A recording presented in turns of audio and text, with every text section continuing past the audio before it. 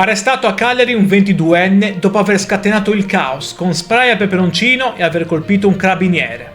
Io sono Matteo e ti ringrazio per essere qui sull'Isola Informa. Prima di cominciare ti chiedo gentilmente di iscriverti al canale e di lasciare un like al video per supportarmi, ma soprattutto perché così facendo rimarrai informato sulla cronaca sarda. La follia è esplosa al Tulum di Viale Trieste, a Cagliari.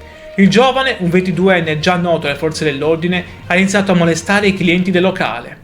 Quando gli addetti alla sicurezza gli hanno negato l'accesso, ha reagito spruzzando spray urticante contro uno di loro. In un video si vede persino il lancio di pietre verso l'ingresso affollato da tantissimi giovani. Ma cosa è successo quando sono arrivati i carabinieri di Cagliari? Il ragazzo, in evidente stato di alterazione, non si è arreso. Ha minacciato i militari e ha colpito uno di loro con un pugno al volto. Il 22enne è stato bloccato e si trova ora agli arresti domiciliari per resistenza e violenza a pubblico ufficiale. Questo episodio ha fatto esplodere la rabbia dei residenti di Stampace a Cagliari, stanchi di una mala movida che trasforma il centro in una zona di degrado continuo.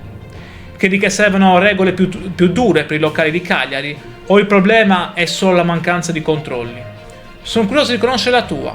Detto ciò, iscriviti al canale, lascia un like e grazie per l'attenzione e il tuo supporto. Ci vediamo al prossimo video e ti auguro una bella giornata. Ciao!